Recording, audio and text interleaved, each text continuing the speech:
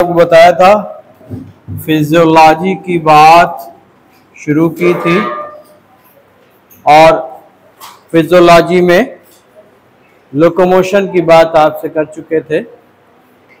अब इसके बाद इसमें अगला जो सिस्टम है दैट इज डाइजेस्टिव सिस्टम। इस डाइजेस्टिव सिस्टम में पहले पार्ट में एलिमेंट्री कैनाल का सेगमेंटेशन देख लीजिएगा, क्योंकि इस पर सब सवाल बहुत पूछे जाते हैं। इसकी जो एलिमेंट्री कैनाल होती है, ये एलिमेंट्री कैनाल एक लॉन्ग ट्यूब है, सेगमेंटेड है और ये वेरिंग डायमीटर की है, यानी इसका जो डायमीटर है ये परिवर्तित होता रहता है। कहीं छोटी कम चौड़ी होगी, कहीं ज़्यादा होगी, कहीं पतली होगी, यानी अलग अलग भाग में इसका डायमीटर बदलता रहता है। It is of varying diameter. अब इस वेरिंग डायमीटर में सबसे पहली ओपनिंग जो थी दैट वाज प्रोस्टोमियम। वो ओपनिंग प्रोस्टोमियम की थी। माउथ के बाद जो सेकेंड पार्ट आता है उसको याद रखिएगा, it is up to third segment, यानी तीसरे सेगमेंट तक जो स्ट्रक्चर है उसका नाम है बक्कल कैविटी। उसके बाद का जो पार्ट है वो कहलाता है फेरिंग्स का। ये जहां बक्कल कैविटी खत्म हुई वहां से ये चौथे सेगमेंट तक फेरेंजियल रीजन होता है। उस फेरिंग्स के बाद अगला जो पार्ट यहाँ पर है दैट इज द ईसोफेगस। ये oesophagus up to seventh segment पाया जाता है। सेवेंथ सेगमेंट के बाद का जो स्ट्रक्चर है that is the specialised structure gizzard. इस गिजर्ड के लिए या तो सिर्फ एथ या एथ नाइन्थ सेगमेंट, ये दोनों लिखा मिलता है। गिजर्ड के बाद का जो स्ट्रक्चर है दैट इज द स्टमक। जहां गिजर्ड खत्म हुआ 9वें से लेकर के 14वें तक ये स्टमक का सेगमेंटेशन है। उसके बाद से लेकर के जितना भी हिस्सा है that is the part of intestine, और ये intestine 15th to last segment, अंतिम सेगमेंट तक इसकी इंटेस्टाइन पाई जाती है, यानी longest part of alimentary canal is intestine. अब इस longest part of alimentary canal के भी 3 भाग होते हैं। चूंकि इसमें सबसे बड़ा भाग इसके बीच में होता है जिसे कहते हैं typhlosolar region. It is called typhlosolar region. ये टिफ्लोसोलर रीजन 15 से लेकर के, यानी इसके पहले वाला जो रीजन होगा उसको क्या कह देंगे, pre typhlosolar reason, pre typhlosolar region. और इसके बाद का जो भाग होगा उसे कह देंगे पोस्ट टिफ्लोसोलर रीजन। अब शुरू में 15 से लेकर के 15 टू 26वें सेगमेंट तक इसमें जो पार्ट होता है that is pre typhlosolar reason.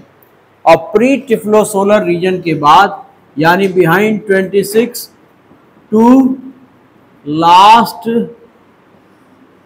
And excluding last 23 segment, यानी 23 सेगमेंट पीछे का छोड़ दो, बाकी सारा हिस्सा 26वां से लेकर के अंतिम सिरे तक वो टिफ्लोसोलर रीजन है।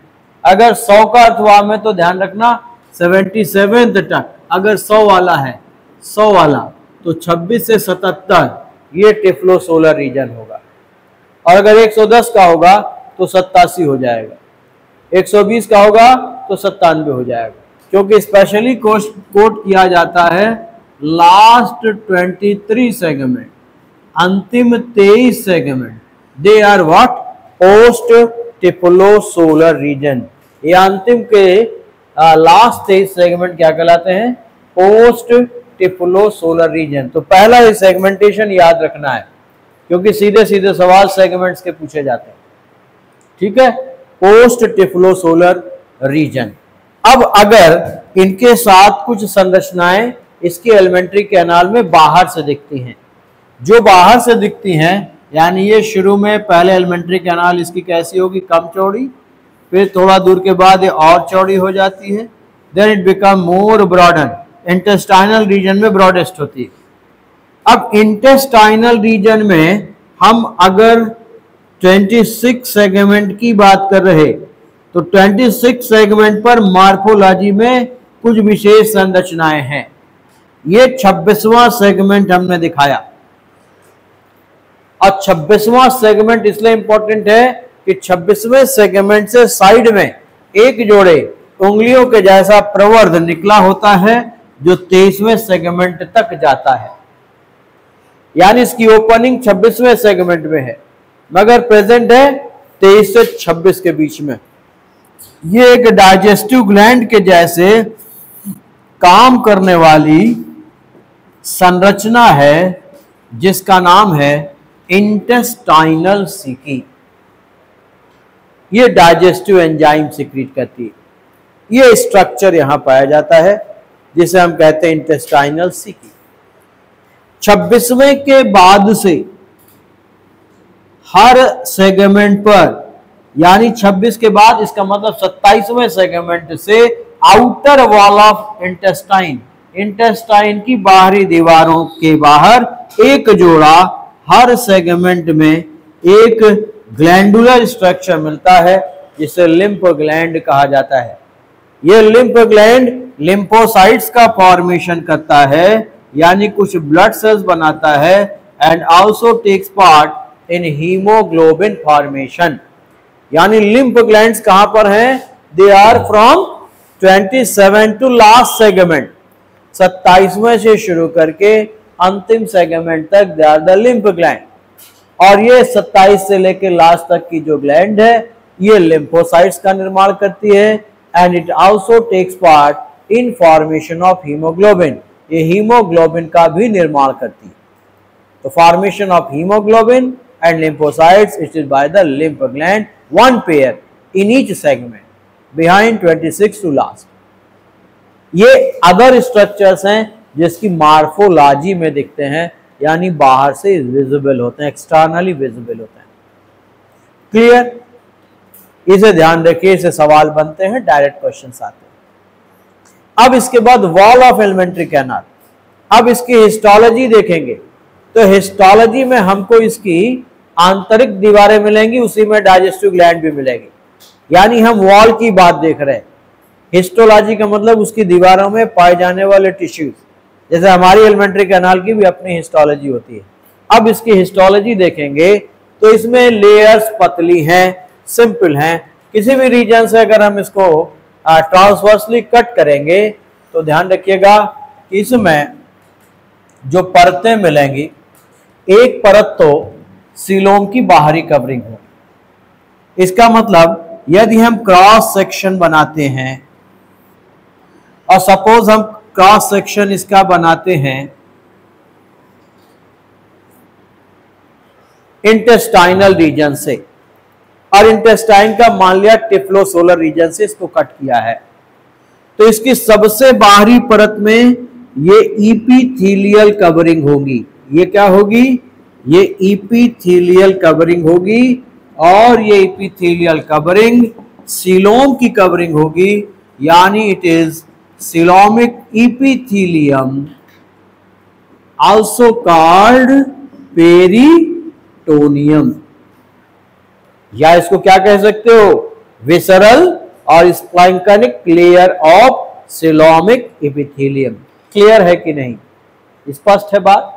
सीलोम की भीतरी कवरिंग है ये, इसलिए क्या है? विसरल और splanchnic layer of coelomic epithelium. ये बाहरी कवर बनाता है किसका? एलिमेंट्री कैनाल का। ये मैं पहले भी बता चुका था। तो ये आउटर मोस्ट कवरिंग बन गई। अब इसके बाद इसमें सीधे मसल लेयर मिलती है। अब मसल लेयर में वेरिएशन क्या होता है?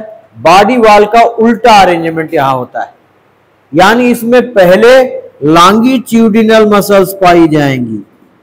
पहले क्या मिलेगी? लॉन्गिट्यूडिनल फाइबर्स मिलेंगे, ठीक है, and then come the circular fibres. Body wall में क्या था? पहले सर्कुलर फाइबर्स थे, उसके बाद लॉन्गिट्यूडिनल फाइबर थे, मगर यहां पर मामला उल्टा है, यही अंतर है। तो मसल लेयर में पहले क्या है, longitudinal muscle, then circular muscle. ये आपकी क्या है, it is the second layer of alimentary canal called muscle layer. Then come the internal epithelium. अब ये इंटरनल इपिथेलियम है। अब अगर हम बात कर रहे हैं टिप्लोसोलर रीजन से, तो टिप्लोसोलर रीजन में जो इपिथेलियल लेयर है ये इस तरीके का फोल्ड बना देती है। क्या बना देती है, फोल्ड। और इसमें जो सेल्स हैं ये सब इपिथेलियल सेल्स हैं, these are the epithelial cells. और इन्हीं इपिथेलियल सेल्स में ही बीच बीच में ग्लैंडुलर इपिथेलियम भी है। या सब बीच में ये मसल्स भर गई। ये जो स्ट्रक्चर बना है, ये स्ट्रक्चर किसका है, इनर लेयर का। और इसमें जो सेल है, ये सेल क्या कहलाती है, इट इज क्या कॉल्ड व्हाट, इंटरनल इपिथेलियम। बात समझ गए आप। तो 4 परतें, 3 परतें साफ साफ दिख रही, coelomic epithelium, muscle layer, internal epithelium. ठीक। अब अलग अलग भाग में अलग अलग स्थिति है, सारी परतें सब में मिलेंगी, सारी परतें सब में मिलेंगी। बक्कल कैविटी जो होती शुरू में होती, उसमें मसल्स मिलती हैं, दोनों परतें पाई जाती हैं। लेकिन उस बक्कल कैविटी में एडिशनल इंटरनल क्यूटिकुलर लेयर भी पाई जाती है। मगर ये क्यूटिकल कैसी होती है, पतली होती है। एलिमेंट्री कैनाल की वॉल में 2 जगह क्यूटिकल है, याद रखना, सवाल पूछा जाता है। एक तो ये है कौन, बक्कल कैविटी, इसमें सारी परतें हैं, पतली हैं। बक्कल कैविटी में कोई ग्लैंडुलर सिक्रीशन नहीं है। फेरिंग्स में पहली बार ग्लैंड मिलती है, बक्कल कैविटी में मसल्स हैं, ये प्रोट्रूड आउट कर जाती हैं, बाहर निकल जाती हैं, अब भोजन को अंदर ले आने में काम करती हैं। तो बक्कल कैविटी का रोल फीडिंग में है, भोजन के अंतर ग्रहण में है। बात समझ रहे, वहां निकल जाती। तो एक तो बक्कल कैविटी की खास बात समझ गए आप, जिसमें सारी परतें हैं, ये भी है, ये भी है, ये भी है, ये भी है, उसके अलावा एक अंदर का लगी है, थिन क्यूटिकुलर लेयर। ठीक है।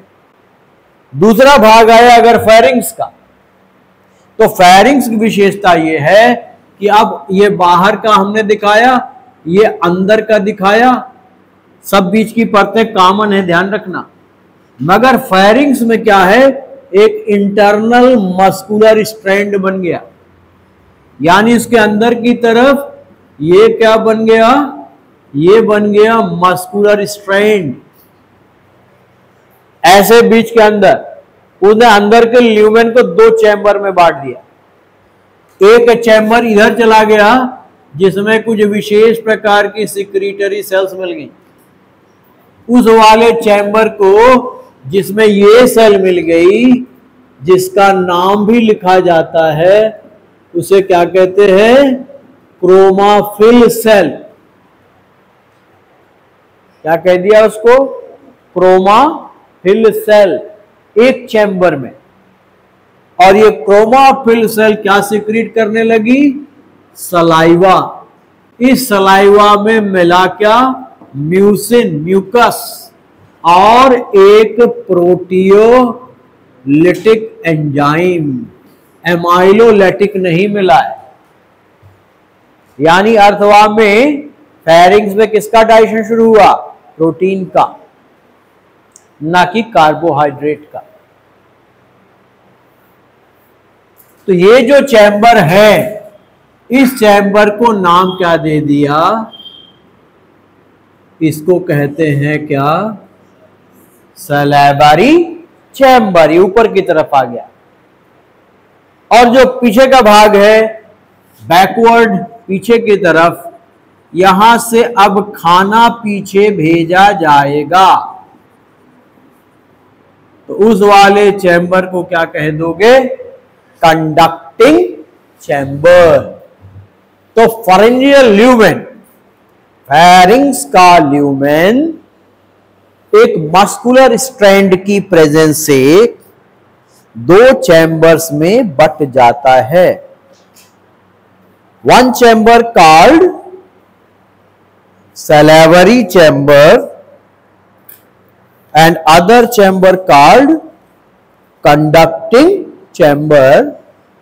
In salivary chamber, chromophil cells are present which secretes mucin and a proteolytic enzyme in the form of saliva.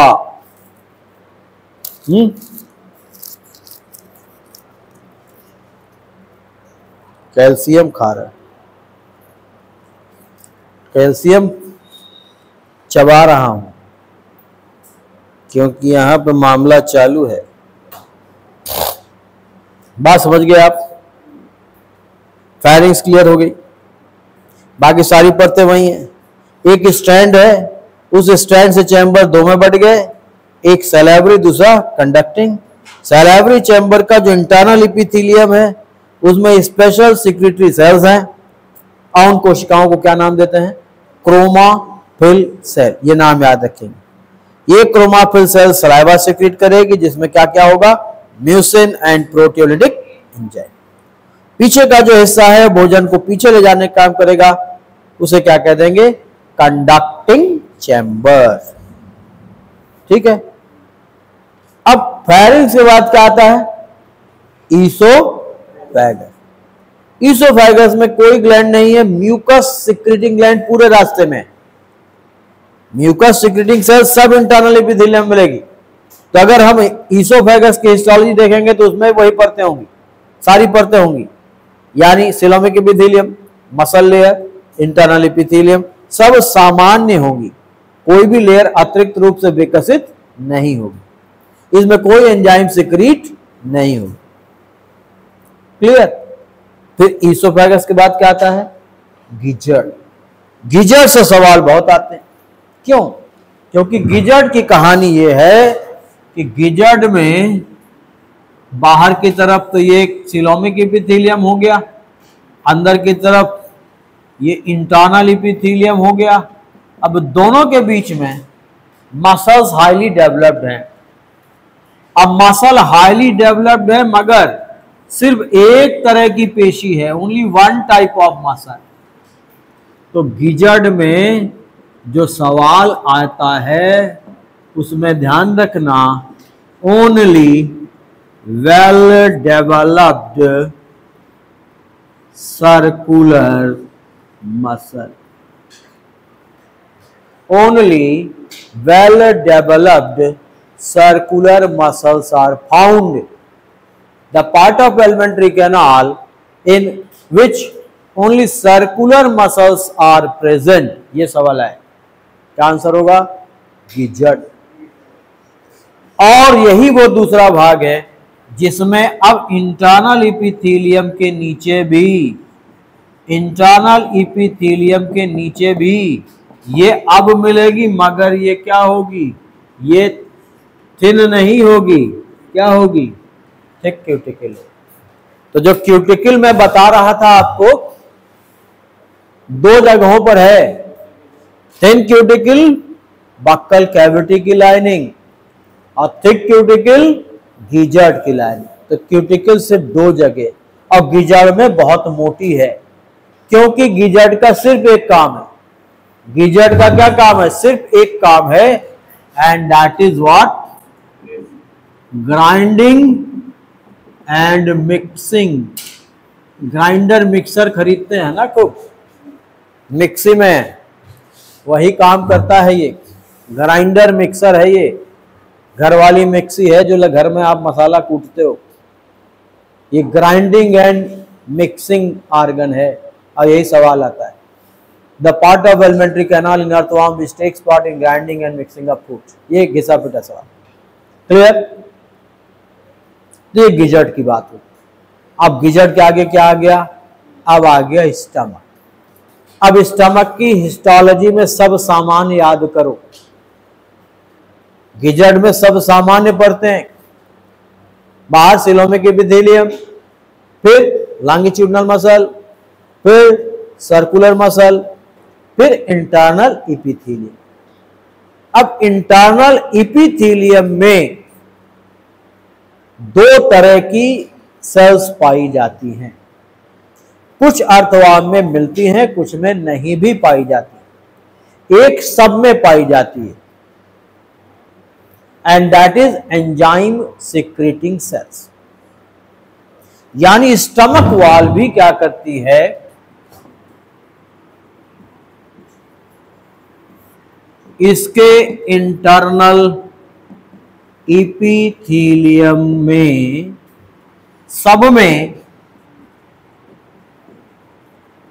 Enzyme secreting sales हैं, अलग नाम इनका नहीं दिया गया है। जैसे क्रोमाफिल सेल्स किसका नाम दिया? फेरिंग्स में। तो अगर chromaffin cells are found in which part पूछा जाए तो आंसर क्या होगा? यहां एंजाइम सिक्रेटिंग सेल्स हैं, मगर उनका कोई स्पेसिफिक नेम नहीं। इसका मतलब इसे डाइजेस्टिव जूस सिक्रीट होगा, और इसमें भी प्रोटियोलिटिक एंजाइम ही सिक्रीट होते हैं। यानी स्टमक में भी खास बात क्या होगी कि स्टमक का जो एंजाइम होगा वो भी याद रखिएगा, वो कैसा होगा? प्रोटीन डाइजेस्टिंग होगा, प्रोटियोलिटिक एंजाइम। ये ध्यान रखने की बात है। तब भैया एमाइलोलिटिक, लाइपोलिटिक एंजाइम कहां सिक्रीट होगा? That is secreted in the intestinal wall. यानी इंटेस्टाइन की दीवारों में कंप्लीट डाइजेस्टिव जूस सिक्रीट करने वाली ग्लैंड्स होंगी। ठीक है? तो एक तो कहानी आपकी स्टमक की चल रही, कुछ अर्थवाम में क्या है जो सब में नहीं है, यानी फरटिमा की कुछ प्रजातियों में है, सब में नहीं है। तो कुछ में जो है उसका भी नाम बहुत इंपॉर्टेंट है, घिसा पिटा सवाल है, फिर लिख रहा हूं उसे। स्टमक वॉल में एक सेल है जिसका नाम रटे रहना, उसे कैल्सीफेरस सेल्स कहा जाता है। क्योंकि ये क्या सिक्रीट करती है? It secretes calcium carbonate. ये कैल्शियम कार्बोनेट सिक्रीट करती है। कैल्शियम कार्बोनेट का काम क्या होता है? न्यूट्रलाइजेज ह्यूमिक एसिड ऑफ सॉयल। क्योंकि मिट्टी खाता है और मिट्टी एसिडिक होती है, उसमें जो एसिड होता है उसका नाम क्या है? Humic acid. उसको न्यूट्रलाइज करता है, और इस न्यूट्रलाइजेशन के बाद एक कंपाउंड बन जाता है व्हाइट कलर्ड का। ये कंपाउंड जो बन गया, ये व्हाइट कलर्ड कंपाउंड है, इसका आगे कुछ नहीं होना। अब ये फेसिस के साथ बाहर निकलेगा, इसलिए जहां अर्थवाम रहते हैं वहां अक्सर व्हाइट कलर का फेसिस जैसा मटेरियल आप देख सकते हो। वो कैल्शियम कार्बोनेट किसमें बदल गया है? कैल्साइट में। ठीक है? तो humic acid plus calcium carbonate forms what? Calcite. यानी ह्यूमिक एसिड कैल्शियम कार्बोनेट के साथ रिएक्ट करके जो कंपाउंड बनाते हैं उसका नाम याद रखना है, क्या है? कैल्साइट। Point is clear? और बाकी का एंजाइम प्रोटियोलिटिक, लाइपोप्रोटियोलिटिक, एमाइलोटिक कौन सिक्रीट करता है? Intestinal wall. ठीक है? अब इंटेस्टाइन की वॉल में फोल्ड किसमें मिलेंगे? इंटरनल फोल्ड बनाया है उसको, उस फोल्ड का नाम क्या है? टिफ्लोसोल। तो टिप्लोसोल हमारे इंटेस्टाइन की विलाइस के जैसा है, जैसे हमारी आंतों में बिलाई के फोल्ड मिलते हैं, अर्थभाव में टिप्लोसोल पाया जाता है। इसका मतलब ये क्या करता है, एब्जॉर्प्टिव सरफेस बढ़ा देता है। इसका मतलब एब्जॉर्प्शन किसके द्वारा होगा, बाय द टिप्लोसोल। जब पाचन हो जाएगा तो न्यूट्रिएंट्स किसके थ्रू एब्जॉर्ब किए जाएंगे, थ्रू द टिप्लोसोल। चला गया, हाँ सो गया क्या तुम्हारा, आ रहा है, ए भाई आ जाओ, गया गया, आ रहा है। अब ये कैसे आएंगे, ये तो कह रहे हैं एंडे कर दो।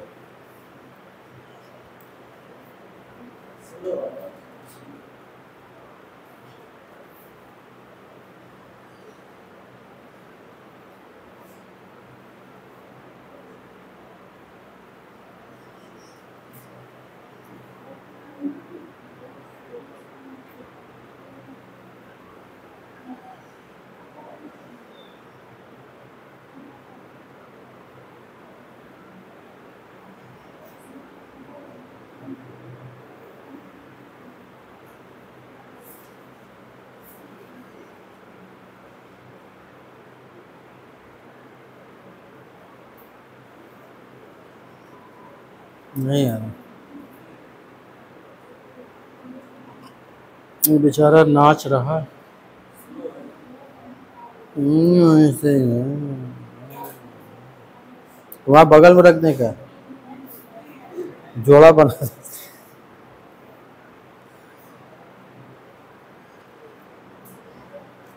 चलो लगा है, जब आएगा आएगा, नहीं तो गया ही, कर क्या सकते,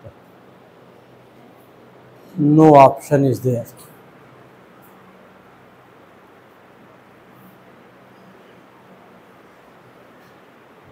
चल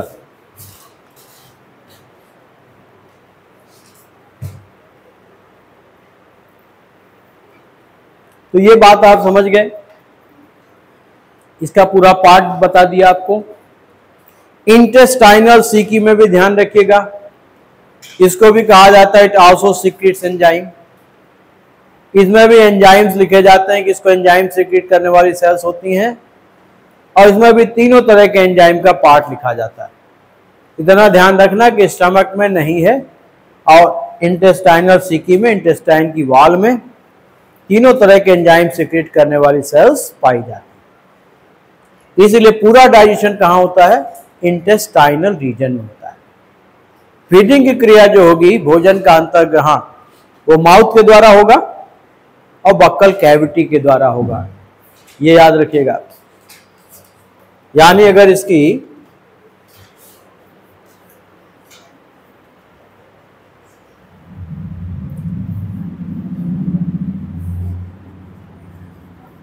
फीडिंग पूछी जाए किसकी मदद से, तो सिर्फ माउथ नहीं, बल्कि माउथ एंड बक्कल कैविटी। ठीक है। दूसरी बात, डाइजेशन, इसमें तीनों भाग याद रखेंगे। डाइजेशन बिगिंस फ्रॉम पूछा जाए तो इट बिगिंस फ्रॉम वेयर, शुरुआत कहां से होती है, फैरिंक्स से। सेकेंड पार्ट जहां डाइजेशन होता है वो कौन सा भाग होता है, स्टमक का। And the third part is what, intestine. ठीक है। यहां दोनों में सिर्फ कौन से एंजाइम्स हैं, प्रोटियोलिटिक, और इंटेस्टाइनल रीजन में कंप्लीट डाइजेस्टिव जूस। ठीक है। इसीलिए डाइजेशन कहां कंप्लीट होता है, इंटेस्टाइन। एब्जॉर्प्शन का पार्ट आता है, किसके द्वारा होगा, टिप्लोसोल।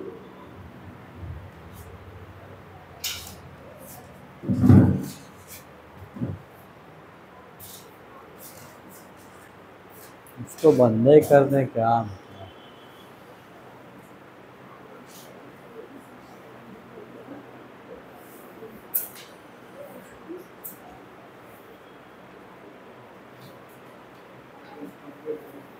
नहीं चल, स्लो है ना, बहुत स्लो है। एक बार तुम अपना ऑन ऑफ करके देखो, वो नेट ऑन ऑफ करो।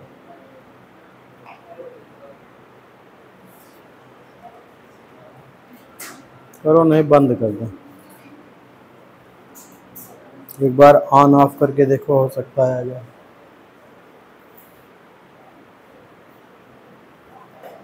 बिना वाईफाई पे लोड ले ही नहीं पाता।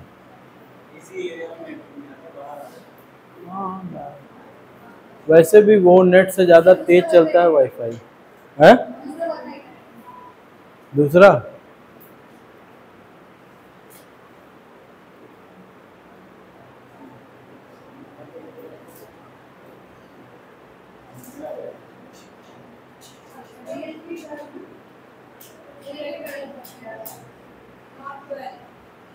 Note 12 5G Redmi.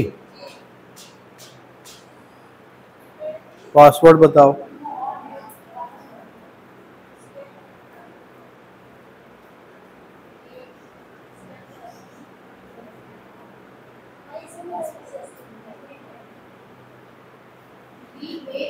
Capital VA1 वैन टी। अच्छा,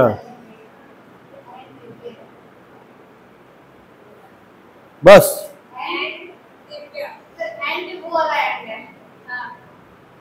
and Divya TIVYA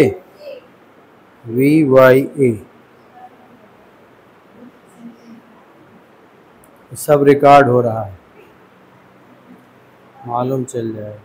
connection failed, कहीं से गड़बड़ हो गया। पासवर्ड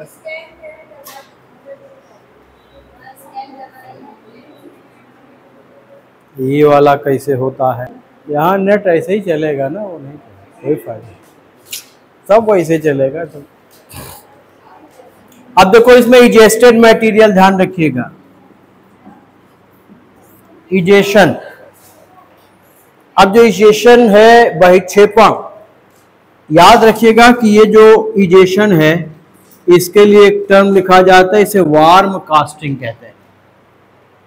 अब ये जो वार्म कास्टिंग है पैलेट लाइक, ऐसे ऐसा ये अलग अलग वैरायटी में होता है। कुछ में ये पैलेट्स ऐसे कॉर्ड के रूप में दिखाई पड़ते हैं, तो इनके फेसिस को वार्म कास्टिंग कहा जाता है, ध्यान रखना है।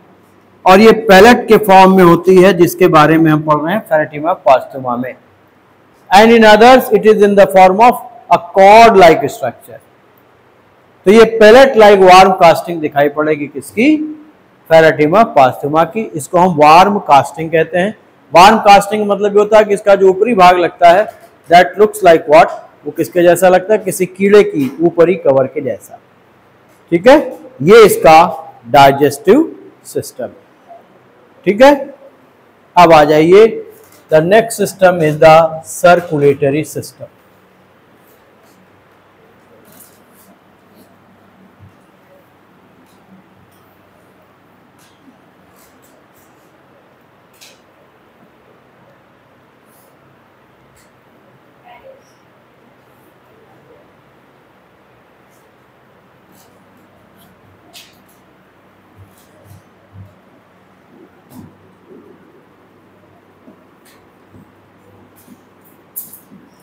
पहली बात सिस्टम को याद रखना, close type of circulatory system.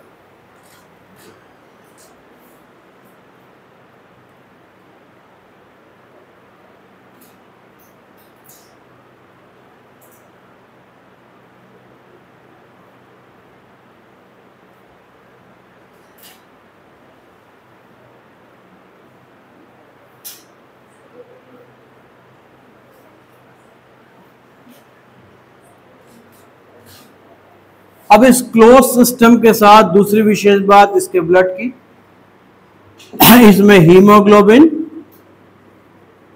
Dissolve in blood. ठीक है, दो सवाल पक्के हो गए। अब इसके बाद तीसरी बात आती है अरेंजमेंट ऑफ ब्लड वेसल्स।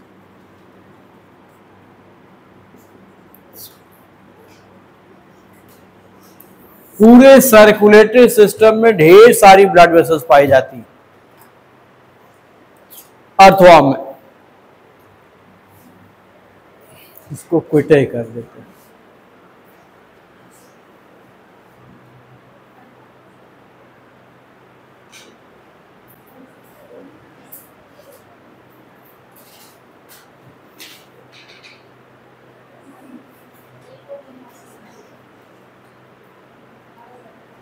बिना नेट के कुछ भी नहीं होता है, ये और समस्या समझो। अरे किसी से कर ले, वो क्लास बंदो नहीं हो रही, चलती ही रहेगी। कैसे बंद करें इसको? बंद नहीं हो रही। एंड लाइव, नो इंटरनेट, फिर वापस आ गया बार बार। अच्छा इधर से मारता हूं अगर तो ये चला जाता है कि नहीं जाता है, जिससे हम लोग सीखे हैं कि मार दो। अब देखें, खोलें,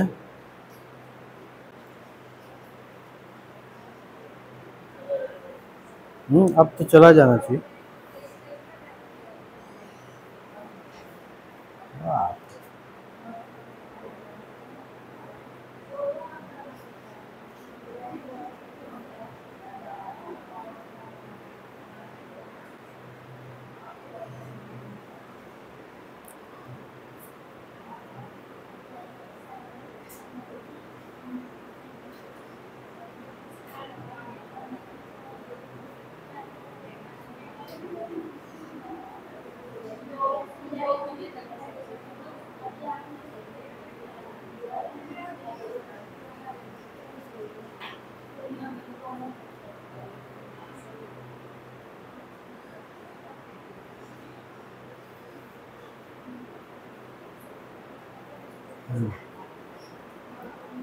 अब चला गया वो।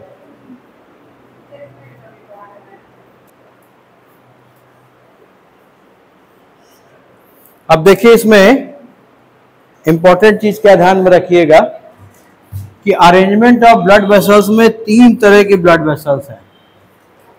इन 3 तरह के ब्लड वेसल्स के डिटेल पढ़ने हैं। पहली ब्लड वेसल जो हैं वो कहलाती हैं लॉन्गिट्यूडिनल ब्लड वेसल, दूसरी कहलाती है लैटरल ब्लड वेसल, और तीसरी कहलाती है स्मॉलर ब्लड वेसल।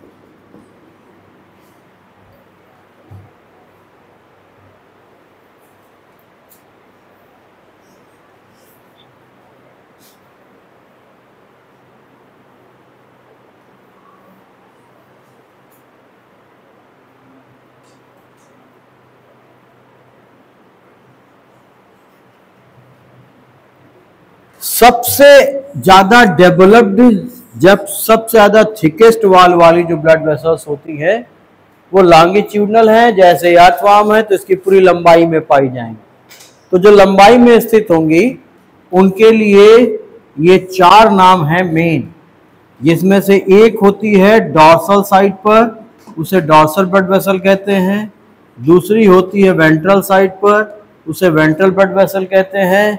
और तीसरी जो होती है वो कहलाती है सब न्यूरल ब्लड वेसल। और यही सब न्यूरल ब्लड वेसल एंटीरियरली आगे की तरफ लैटेरो ईसोफिजियल ब्लड वेसल में ब्रांच कर जाती है। यानी सब न्यूरल पीछे तरफ सब न्यूरल है, आगे ये लैटेरो ईसोफिजियल है। और एक अलग सी है जिसको कहते हैं सुप्रा ईसोफिजियल ब्लड वेसल। तो 4 तरह की ब्लड वेसल्स हैं। इन 4 तरह की ब्लड वेसल्स का अलग अलग जो सेगमेंट्स हैं उस पर इनका अरेंजमेंट पाया जाता है। They are arranged on different segments, ये अलग अलग सेगमेंट्स पर पाई जाती है। और इन ब्लड वेसल्स को जो ब्लड वेसल्स अटैच करती हैं, जैसे ये लंबाई में है, ये लॉन्गिट्यूडनली प्लेस्ड है, ये 2 तरफ से एक ब्लड वेसल इधर है, डॉर्सल हो गई, ये वेंट्रल हो गई, फिर सब न्यूरल आई। इनको जो कनेक्ट करेगी लैटरली यानी किनारों पर, उन ब्लड वेसल्स को हम क्या कह देते हैं? लैटरल।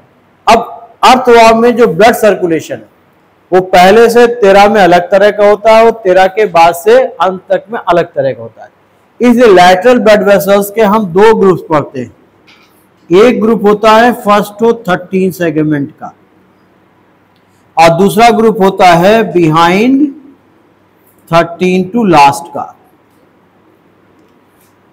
यानी जो लैटरल ब्लड वेसल है वो 1 से 13 में अलग अलग नामों से जानी जाती हैं।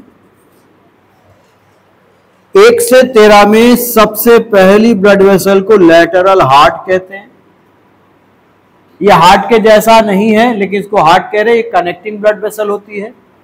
ये 7वें और 9वें सेगमेंट में पाई जाती एक जोड़ा। तो total number of lateral heart कितने हो गए, ये सवाल 4 हो गए, याद रखना। Total number of lateral heart is what, 2 जोड़ा, एक जोड़ा 7 में, एक जोड़ा 9 में, कुल कितने हो गए, 4 हो गए। ये सीधे 2 ब्लड वेसल्स को जोड़ देती है, डार्सल और वेंट्रल को। दूसरा वाला जो होता है उसे कहते हैं लैटरो ईसोफिजियल हार्ट। अब इसमें लैटरल हार्ट के साथ ईसोफिजियल, अब ये भी 4, ये भी होगा 12, 13 सेगमेंट में, यानी ये भी कुल 4 होते हैं। तो हार्ट कितने हैं, हार्ट पूछा जाता है कितने होते हैं तो आंसर आता है 4 जोड़ा या कुल 8। जैसे वो सीधे कनेक्ट कर रही थी डॉर्सल से वेंट्रल को, तो एक तो डॉर्सल से वेंट्रल को ये भी जुड़ेगी, लेकिन यह ईसोफिजियल शब्द किसके लिए आया है, क्योंकि इसमें एक ब्लड वेसल और है जिसे कहा जाता है सुप्रा ईसोफिजियल। वो भी जुड़ती है किसके साथ, वो जुड़ती है डॉर्सल ब्लड वेसल के साथ, वेंट्रल ब्लड वेसल के साथ, यानी दोनों के बीच में एक ब्रांच और पाई जाती है किसकी, सुप्रा ईसोफिजियल। तो इसमें सीधे कनेक्शन होगा डॉर्सल से वेंट्रल का, इसमें डॉर्सल से वेंट्रल का कनेक्शन तो है, साथ में सुप्रा भी जुड़ी होती है किससे, डॉर्सल वेंट्रल के बीच में, इसलिए इसका नाम क्या पड़ा हुआ है, लैट्रो ईसोफिजियल हार्ट। उसके बाद तीसरी वाली का नाम है एंटीरियर लूप। ये लूप जो होता है ये भी 2 जोड़े होता है, ये 10वें 11वें सेगमेंट में होता है। लूप कितने होते हैं, anterior loops are 4। Anterior loop कितना पाया जाएगा, 4 पाया जाएगा। और एंटीरियर लूप अब कनेक्ट करता है लैट्रो ईसोफिजियल से, लैटरो ईसोफिजियल से सुप्रा ईसोफिजियल को। तो लैटरल लूप, एंटीरियर लूप किसके किसके बीच में है, लैट्रो ईसोफिजियल और सुप्रा ईसोफिजियल के बीच में। यह भी पहले से 13 में पाया जाता है। इसके बाद वाली उसका नाम है वेंट्रोटेगुमेंटरी। ये वेंट्रल ब्लड वेसल की ब्रांच होती है। वेंट्रल ब्लड वेसल पहले से आखिरी तक पाई जाती हैं। तो चौथी वाली का नाम क्या है, वेंट्रोटेगुमेंटरी। ये सब अभी कनेक्ट करेंगे, कल आपको नाम लिख रहा हूं अभी बस। तो चौथी वाली क्या नाम है उसका, वेंट्रोटेगुमेंटरी। ये 4 मेन ब्लड वेसल पहले से 13 में पाई जाती है। लैट्रो ईसोफिजियल, एंटीरियर लूप तीसरी, लैट्रो ईसोफिजियल और सुप्रा ईसोफिजियल के बीच में है ये, लैट्रो ईसोफिजियल और सुप्रा ईसोफिजियल के बीच। कल सभी को कनेक्ट करके दिखाऊंगा, रिवाइज हो जाएगा, परेशान हो। और चौथी वाली का नाम है वेंट्रोटेगुमेंटरी। अब जो दूसरा ग्रुप है वो कौन सा है, बिहाइंड 13 टू लास्ट। तो 13 के बाद हार्ट नहीं होंगे, 13 के बाद हार्ट नहीं होगा। अब ventral blood vessel, dorsal blood vessel की ब्रांचिंग होगी। तो एक तो होगी वेंट्रोटेगुमेंटरी और दूसरी होगी वेंट्रो इंटेस्टाइनल, और यहीं से एक निकलेगी जिसको कहा जाएगा कमिस्यूरल।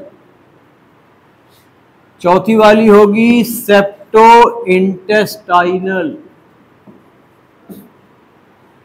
पांचवी वाली होगी डार्सो इंटेस्टाइनल।